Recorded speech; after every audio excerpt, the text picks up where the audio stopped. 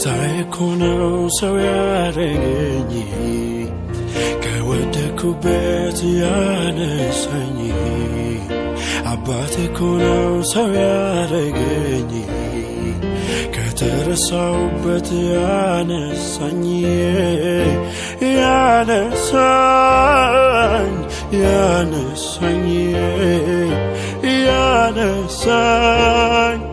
ዞር ብዬ ሳስብ ሳሰላስለው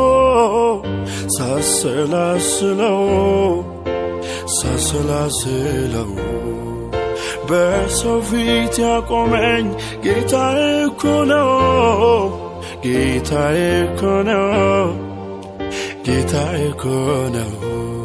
ጌታዬ አንተ የኔ እረኛ ኢየሱስ